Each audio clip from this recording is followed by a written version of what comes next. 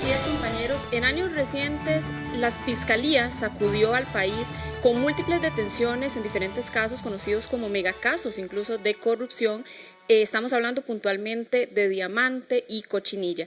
Sin embargo, los meses pasaron, la investigación, si bien avanza, no al ritmo que de repente se esperaba, y esto ha generado incluso que el propio juzgado, cuando revisa las medidas cautelares que se le impusieron a todos los imputados, pues tome la decisión de irlas cesando poco a poco.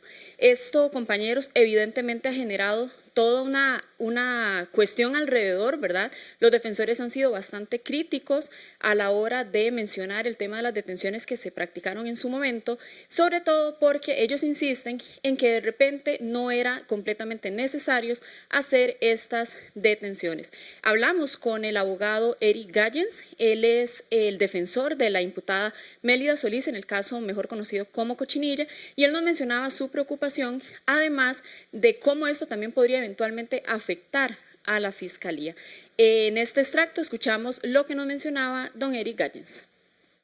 A mí me parece que en este caso en particular no había ninguna justificación, y esto para mí estaba claro desde el inicio, no había ninguna justificación para que se ordenara la prisión preventiva. Y así fue como se dispuso incluso desde el primer momento por la jueza que conoció la causa en un primer momento. Sin embargo, el tribunal que conoció la apelación en su momento se dejó llevar por este tema del daño de los 78.000 millones de colones, y me parece que son casos que definitivamente no justifican, no reúnen los requisitos para que se dicte una prisión preventiva. Incluso, compañeros, muchos de los defensores también mencionan y critican al Ministerio Público porque consideran que estas detenciones se hicieron precisamente sin un criterio técnico. El abogado de Johnny Araya, en el caso conocido como Diamante, Alfonso Ruiz, fue bastante crítico e incluso mencionaba que si uno se ponía a ver de una forma objetiva, este caso, puntualmente el de Diamante, se podía observar que venía con una gráfica en caída libre. Esto porque primero ellos fueron detenidos, luego se les impusieron unas medidas cautelares como la suspensión de su puesto de trabajo, para luego irlas cesando poco a poco. En este extracto escuchamos justamente lo que nos mencionaba don Alfonso Ruiz sobre este caso. Nota sin lugar a dudas que conforme la investigación avanza, el Ministerio Público no logra sumar elementos nuevos que vengan a magnificar los peligros procesales, ni tampoco logra sumar elementos nuevos que vengan a ampliar el grado de probabilidad como para que las medidas cautelares se mantengan. Y esto ocurre en estos casos casi siempre. Eso es muy particular y es un tema que creo que debe llamar la atención de las autoridades judiciales, en especial del Ministerio Público, porque en ambos casos, sonados los dos, las medidas cautelares en este momento son prácticamente cero para todos en menos de un año y medio. Y esto debe llamar la atención porque quiere decir que hay cosas que en definitiva no se están haciendo bien. Pero a grandes rasgos, compañero, lo que más preocupa es cómo esto opaca la imagen del Ministerio Público. ¿Qué repercusión puede tener eventualmente esto en la imagen de una fiscalía que, si bien ya está bastante dañada? Bueno, para eso nos encontramos con el exmagistrado y exvicepresidente de la Corte, don José Manuel Arroyo, a quien agradecemos que nos atendiera desde su casa. Para entrar en materia, don José Manuel, a grandes rasgos, para empezar con el caso Cochinilla, Diamante, es una investigación que ha tardado muchísimos años, que genera incluso una desazón y un desconsuelo en la ciudadanía. Desde su perspectiva de abogado, de exmagistrado, ¿cómo hace usted el análisis de lo tardío de esta investigación? Bueno, todos quisiéramos que la justicia fuera más eficiente, más rápida y más segura.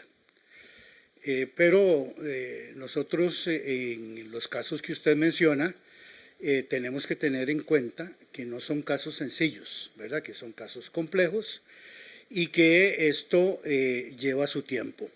Justamente, don José Manuel, usted menciona algo importante, ¿verdad? Y es qué tan necesarias eran las detenciones en ese momento, puesto que ahorita todos están libres y siguen sujetos al proceso, al proceso por lo menos hasta ahora. ¿Qué tan necesarias eran estas detenciones y qué tanto daño también esto eventualmente le puede generar al Ministerio Público ante los ojos de la ciudadanía, que no tiene por qué entender muchas cosas que ocurren a lo interno? Cada caso hay que verlo en sus específicas condiciones, pero la gente en general tiene que saber que, bueno, tiene que haber indicios claros de que esa persona está involucrada en un hecho delictivo, tiene que valorarse si esa persona puede eludir la acción de la justicia, y aquí es muy importante el tema del poder económico y del poder político como formas que podrían ayudar a que una persona evada la justicia.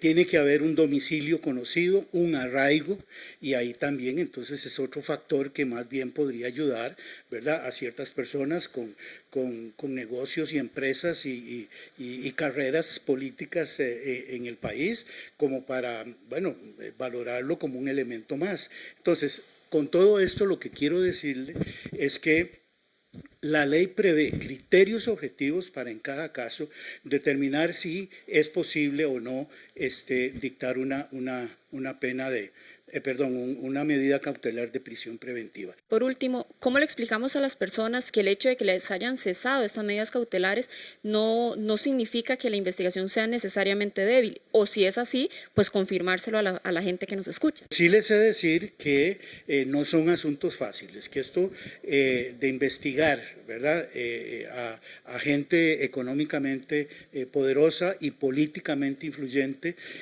no es sencillo, no son casos que puedan sacarse en 2 ni 3 meses, y no tiene nada que ver las medidas cautelares para mantener sujetos a los posibles autores al proceso con la verdad de fondo, material, decimos los abogados, que finalmente se esclarezca y se resuelva en un juicio. Perfecto, don José, le agradezco mucho más bien por la explicación. Entonces, compañeros, sin más por el momento, nos devolvemos al estudio, dejando muy en claro que se intentó también obtener la versión de la Fiscalía sobre estos casos puntuales.